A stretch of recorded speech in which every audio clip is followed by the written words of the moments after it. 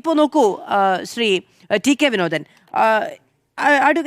Doctor Jayaraj പറഞ്ഞൊരു കാര്യമുണ്ട്. CPIക്ക് കൂടുതൽ സീറ്റ് കിട്ടിയോ? CPIക്ക് അണികൾ കൂടിയോ?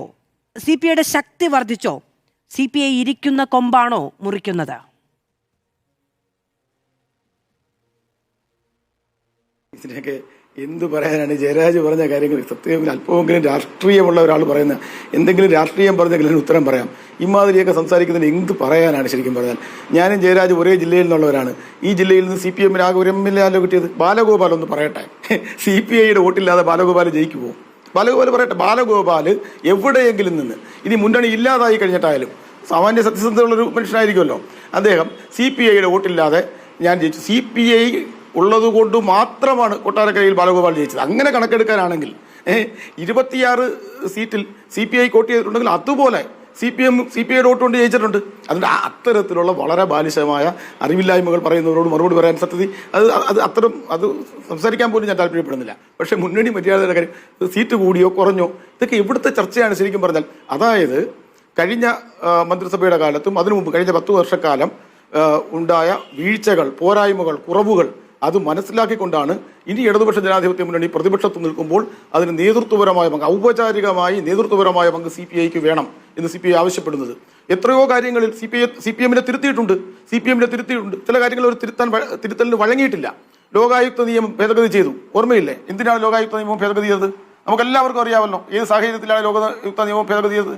അന്ന് CPI പ്രധാനമായും സഖാവ് പ്രകാശ് ബാബു അതേക്കുറിച്ച് വ്യക്തമായി പറഞ്ഞു. സഖാവ് E. ചന്ദ്രശേഖരൻ നായർ മുൻകൈയെടുത്ത് കേരളത്തിലുണ്ടാക്കിയ ലോകായുക്ത നിയമം ഇന്ത്യക്ക് ആകെ ഒരു മാതൃകയായിരുന്നു. അതായത് ഒരു പബ്ലിക് സർവന്റ് അഴിമതി കാണിച്ചാൽ, അത് അഴിമതിക്കാരനാണെന്ന് ലോകായുക്ത കണ്ടെത്തിയാൽ അയാൾ രാജിവെക്കണം.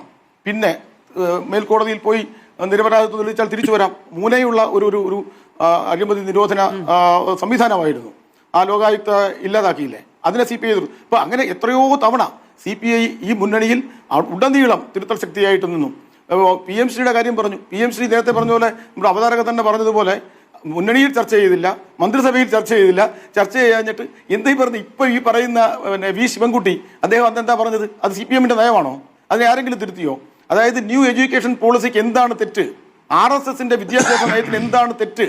അപ്പം പറഞ്ഞല്ല അങ്ങനെയല്ലായിരുന്നല്ലോ അങ്ങ് നേരത്തെ പറഞ്ഞത്, അത് ഞാൻ തിരുത്തി, എന്റെ നേരത്തെയുള്ള നയം മാറ്റി എന്ന് CPMന്റെ സംസ്ഥാന കമ്മിറ്റി മെമ്പർ പറയുന്നു. ഒരു പാർട്ടി എന്തെങ്കിലും നടപടി എടുത്തോ? അപ്പൊ അതിന്റെ അർത്ഥം എന്താണ്? ആ പാർട്ടിക്ക് എന്താണ് സംഭവിക്കുന്നത് എനിക്ക് മനസ്സിലാക്കാനേ കഴിയുന്നില്ല. അത് ഇടതുപക്ഷ ജനാധിപത്യ മുന്നണിയുടെ കൺവീനർ CPIയുടെ ഓഫീസിൽ ചെന്ന് പറയുന്നു നമുക്ക് ചർച്ച ചെയ്ത് പരിഹരിക്കാം. അതിന്റെ പാർട്ടി സംസ്ഥാന സെക്രട്ടറി MV ഗോവിന്ദൻ പറയുന്നു അത് ചർച്ച ചെയ്തുകൊണ്ടിരിക്കുകയാണ്, ചർച്ച ചെയ്ത് പരിഹരിക്കും. അപ്പം പ്രതിപക്ഷ നേതാവ് പറഞ്ഞു ഞാനൊരു കടലാസ് എഴുതി കൊടുക്കുമെന്ന്. ഒന്നാമത് അദ്ദേഹത്തിന് കാര്യങ്ങൾ അറിയാത്ത ഒരാളാണോ, അദ്ദേഹത്തിന് എന്തെങ്കിലും സംഭവിച്ചോ എന്ന് എനിക്ക് അറിഞ്ഞൂടാ. അതായത് ഇപ്പോൾ മുഖ്യമന്ത്രിയാണ് മന്ത്രിമാരെ തീരുമാനിക്കുന്നത്. ശരി, മുഖ്യമന്ത്രി എഴുതി കൊടുക്കുന്ന പേരുകളാണ് ഗവർണർ സത്യപ്രതിജ്ഞ ചെയ്യാൻ വിളിക്കുന്നത് എന്ന് പറഞ്ഞ് മുഖ്യമന്ത്രി അങ്ങ് തീരുമാനിക്കുമോ? ഇന്ന മന്ത്രി, CPIയുടെ മന്ത്രി ഇന്നയാൾ, മറ്റൊരാളുടെ മന്ത്രി ഇന്നയാൾ, അങ്ങനെ തീരുമാനിക്കാൻ പറ്റുമോ? അപ്പോൾ പ്രതിപക്ഷ നേതാവിനാണ് ഔപചാരികമായി ആ കാര്യം തീരുമാനിക്കാനുള്ള അവകാശം, അധികാരം. പക്ഷേ അങ്ങനെ ഞാൻ അങ്ങ് എഴുതി കൊടുക്കുമെന്ന് പറഞ്ഞാൽ അദ്ദേഹം MV ഗോവിന്ദനെയും മറ്റേ അദ്ദേഹത്തിനെയും TP രാമകൃഷ്ണനെയും പുച്ഛിച്ച് തള്ളുകയല്ലേ ചെയ്യുന്നത്. നിങ്ങൾ എന്ത് പറഞ്ഞാലും ഞാൻ അങ്ങ് എഴുതി കൊടുക്കും. അദ്ദേഹത്തിന് വേറെ എന്തെങ്കിലും കാരണം ഉണ്ടാകുന്നത്, കലയോസം ബിനോയ് വിശ്വം പറഞ്ഞ കാര്യം, അദ്ദേഹത്തിന്റെ മകളുടെ പേരുള്ളതിനുണ്ടാകുന്ന മനപ്രയാസവും ഒക്കെ ഉണ്ടാവാം. പക്ഷെ അങ്ങനെയാണ് ഒരു മുന്നണിയെ നയിക്കുന്ന ഒരാൾ പെരുമാറേണ്ടത്. പിന്നെ സത്യൻ മൊകേരിയുടെ ലേഖനത്തിന് എന്താ പ്രശ്നം? അദ്ദേഹം പറഞ്ഞത് മുന്നണി മര്യാദകളുടെ ലംഘനം, മുന്നണി ധാർമ്മികത പുലർത്തുന്നില്ല എന്ന് പറഞ്ഞപ്പം അതിന് മറുപടി പറയുന്നത് എനിക്ക് തമാശ തോന്നുന്നത്, ഈ ശിവൻകുട്ടി ആ പാർട്ടിയുടെ 88 or 89 അംഗങ്ങളുള്ള ഒരു സംസ്ഥാന കമ്മിറ്റി അംഗമാണ്. CPIയുടെ സംസ്ഥാന അസിസ്റ്റന്റ് സെക്രട്ടറിക്ക് മറുപടി പറയുന്നത് ശിവൻകുട്ടി. അവരുടെ വേറെ ഒറ്റ നേതാവും മിണ്ടിയിട്ടില്ല. MV Govindan മിണ്ടിയിട്ടില്ല, TP Ramakrishnan മിണ്ടിയിട്ടില്ല. പ്രകാശ് ബാബു മലയാള മനോരമയിൽ അവരുടെ ഒരു ചോദ്യത്തിന് ഉത്തരവായിട്ട് ഇടതുപക്ഷ മുന്നണി എങ്ങനെ തിരിച്ചു വരും എന്ന് ചോദിച്ചപ്പോൾ അദ്ദേഹം പറഞ്ഞു സംഘടനയുടെ രാഷ്ട്രീയവും ഉയർത്തുന്ന മുദ്രാവാക്യവും ഏറ്റെടുക്കുന്ന വിഷയങ്ങളുമാണ് പ്രധാനം എന്ന് പറഞ്ഞിട്ട് അദ്ദേഹം ഒരു കാര്യം കൂടി പറഞ്ഞു, നയിക്കുന്നവരെ കുറിച്ചുള്ള മതിപ്പ് അത് പ്രധാനമാണെന്ന് പറഞ്ഞു. അത് ശരിക്കും ശിവൻകുട്ടിക്ക് കൊള്ളേണ്ട കാര്യം എന്താണ്? പിറ്റേ ദിവസം തീർച്ചയായിട്ടും മനോരമക്കാർ ചോദിച്ചു കാണും. ഉടനെ ശിവൻകുട്ടിയാണ് പറയുന്നത് അത് എന്തെന്നോ പിന്നെ വേറെ എന്തൊക്കെയാണ് ഇങ്ങനെ ഒരു പ്രതിസന്ധി ഘട്ടം തോറ്റു നിൽക്കുമ്പം നേതൃത്വത്തെ തള്ളിപ്പറയാൻ പാടില്ല. ഞാൻ പറഞ്ഞു ആ പാർട്ടിക്ക് എന്താണ് സംഭവിക്കുന്നത്? ഒരു സംസ്ഥാന കമ്മിറ്റി മെമ്പർ ന്യൂ എഡ്യൂക്കേഷൻ പോളിസിക്ക് എന്താണ് തകരാറെന്ന് പരസ്യമായിട്ട് ചോദിക്കുന്ന ഒരു സംസ്ഥാന കമ്മിറ്റി അംഗം പറയുകയാണ് എല്ലാത്തിനകത്തും.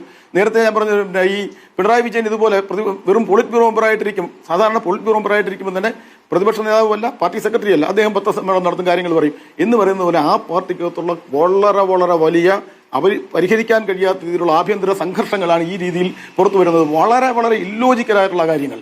ഇത് നിസ്സാരമായിട്ടുള്ള പദവി അല്ലെങ്കിൽ പിന്നെ അത് കൊടുക്കുന്നത് എന്താ പ്രശ്നം?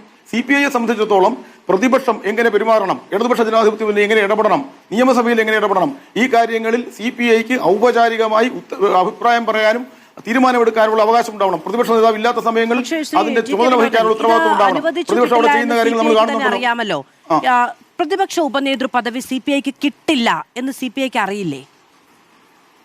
അല്ലെങ്കിൽ ഇതിനകം മനസ്സിലാക്കി കഴിഞ്ഞിട്ടില്ലേ? ഇല്ലല്ലോ. എന്താ ഞാൻ ചോദിക്കുന്നത്, ഞാൻ ചോദിക്കട്ടെ, അനുവദിച്ച് കിട്ടാൻ CPM ഇതിന്റെ ഉടമയും CPM അടിമയും വല്ലതും ആണോ? അങ്ങനെയൊന്നുമില്ല. തീർച്ചയായിട്ടും അങ്ങനെയാണെങ്കിൽ അതിന്റെ ലോജിക്കൽ ആയിട്ടുള്ള അടുത്ത സ്റ്റെപ്പ് എന്തായിരിക്കും നമുക്ക് നോക്കാം. അത് കിട്ടാം. പിന്നെ ജയരാജ് കുറച്ച് ചരിത്രമൊക്കെ പഠിക്കണം. 1960കളിലാണ് ഈ ഭിന്നിപ്പിന്റെ ഇതുണ്ടായതെന്ന്. 948 നടന്ന കൽക്കട്ട തീസിസിനെ തുടർന്നാണ് നീണ്ടുനിന്ന ഏതാണ്ട് ഒരു 10-15 വർഷം അതിലേറെ കാലം 1952 മുതൽ ഏതാണ്ട് ഒരു വ്യാഴവട്ടക്കാലം നീണ്ടുന്ന രൂക്ഷമായ അഭിപ്രായ ഭിന്നതയാണ് 64 ഭിന്നിപ്പിൽ കലാശിച്ചത്. അതേക്കുറിച്ച് സംസാരിക്കണോ? തീർച്ചയായിട്ടും ജനാധിപത്യം അതിന് വലിയൊരു വിഷയമായിരുന്നു. നിങ്ങളുടെ ഈ പിന്നീട് CPM ആയി മാറിയ ആളുകൾ തെലങ്കാന സമരത്തിന് ശേഷം പാർട്ടി സായുധ വിപ്ലവ ലൈൻ ഉപേക്ഷിച്ചതിന് ശേഷം പോയി തോക്ക് കുഴിച്ചിട്ട ആളുകളാണ്. ബസവപുന്നയെയും രണദീപയെയും സുന്ദരയെയും അവസാനം വരെ സായുധ വിപ്ലവ ലൈൻ പറഞ്ഞുകൊണ്ടിരുന്നു. ഞാനൊരു കാര്യം പറയാം. 1959 അന്ന് പാർട്ടി വളർന്നിട്ടില്ലല്ലോ. രാജാവിന് അറിയാമെന്ന് എനിക്കറിയത്തില്ല. 1959 5ാം പാർട്ടി കോൺഗ്രസ് അമൃത്സറിൽ ചേരുമ്പോൾ അമൃത്സറിൽ ചേർന്ന പാർട്ടി കോൺഗ്രസ് തൊഴിലാളി വർഗ സർവാധിപത്യം എന്ന സങ്കല്പം ഉപേക്ഷിച്ചു. കാരണം അന്ന് മാറി നിന്ന ലോക സാഹചര്യം, ഡീസ്റ്റാലിനൈസേഷന് ശേഷമുള്ള കാലം.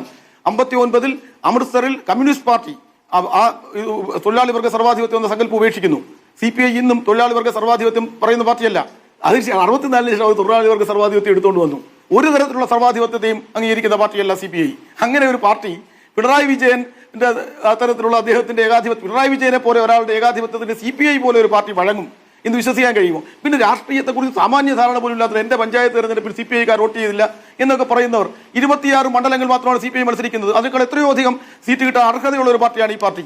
64 ശേഷം 65 നിങ്ങൾക്കറിയാമോ, 65 എല്ലാ പാർട്ടികളും ഒറ്റയ്ക്ക് നിന്ന് പറയുമ്പോൾ നമ്പൂതിരിപ്പാട് CPM-നായിട്ട് മത്സരിക്കുന്നത് മുസ്ലിം ലീഗുമായിട്ട് ധാരണയുണ്ടാക്കി, SSP-യുമായിട്ട് ധാരണയുണ്ടാക്കി, അതുപോലെ തിരുവിതാംകൂറിൽ കേരള കോൺഗ്രസുമായിട്ട് രഹസ്യ ധാരണയുണ്ടാക്കി. ശരി, അതിനുശേഷം 65 ശേഷം 2 വർഷം കഴിഞ്ഞപ്പോൾ CPIയെ ഉൾപ്പെടുത്തിക്കൊണ്ട് മന്ത്രിസഭ ഉണ്ടാക്കാൻ എന്താ സൗജന്യമായിരുന്നോ? നമ്പൂതിരിപ്പാട് അങ്ങനെ ഉണ്ടെന്ന് തയ്യാറാകുമോ? അപ്പൊ CPIയുടെ ശക്തി തിരിച്ചറിഞ്ഞുകൊണ്ട് അതിനുശേഷം പല ചർച്ചകളിൽ ഞാൻ പറഞ്ഞു വരാണ്. MN-നും TV-ക്കും അടിസ്ഥാനരഹിതമായ ആരോപണം ഉന്നയിച്ചതിന് ശേഷം ആ മന്ത്രിസഭ വീണു. പിന്നീട് EMS നമ്പൂതിരിപ്പാട് പറഞ്ഞു അത് തീർത്തും രാഷ്ട്രീയ പ്രേരിതമായിരുന്നു, TV തോമസും MN ഗോവിന്ദൻ നായരും അങ്ങനെ ചെയ്യത്തില്ല എന്നുള്ള കാര്യം ഞങ്ങൾക്ക് അറിയാം, എല്ലാവർക്കും അറിയാം എന്ന് പറഞ്ഞു. അവർ തിരുത്തിയോ? അതിനുശേഷം അന്ന് TV തോമസിന്റെ സുപ്രസിദ്ധമായൊരു പ്രസംഗമുണ്ട്. എനിക്ക് തോന്നുന്നു, ഞാനൊക്കെ ഓർമ്മയുള്ള കാലമല്ല, പിന്നെ സെബാസ്റ്റ്യൻ പോൾ സാറിനൊക്കെ നല്ല ഓർമ്മയുണ്ടാവും. ഇനി നമുക്ക് കുരുക്ഷേത്രത്തിൽ വെച്ച് കാണാമെന്ന് പറഞ്ഞു. 10 വർഷത്തിന് ശേഷം CPIയുടെ സൗജന്യം കൊണ്ടാണ് CPM കേരളത്തിൽ അധികാരത്തിൽ വന്നത്. PK വാസുദേവൻ നായർ മുഖ്യമന്ത്രി സ്ഥാനം രാജിവെച്ചിട്ട് വന്നില്ലെങ്കിൽ ഇന്നും വെയിലത്ത് നിൽക്കുമായിരുന്നു ഈ പാർട്ടി. അത് ആ പാർട്ടിയാണ് ഇപ്പം പറയുന്നത് ഞങ്ങളുടെ ഇതുകൊണ്ട് ജയിച്ചു, ഞങ്ങളുടെ വോട്ട് കൊണ്ട് ജയിച്ചു. എന്ത് നമ്മൾ രാഷ്ട്രീയം ഇങ്ങനെയാണോ? പിണറായി വിജയൻ പറയുമോ അങ്ങനെ? KN ബാലഗോപാൽ പറയുമോ അങ്ങനെ? എന്ത് തമാശയാണത്? ഓക്കെ, ശരി. ഈ സത്യൻ മൊഗേരിയുടെ ലേഖനത്തിൽ ഏറ്റവും അവസാനം പറയുന്ന ഒരു കാര്യം കൂടിയുണ്ട്.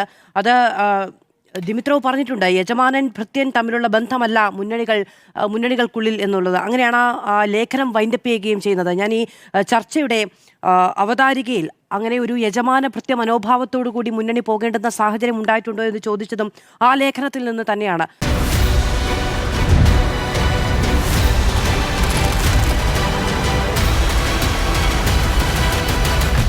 Debate with Madhu Saji.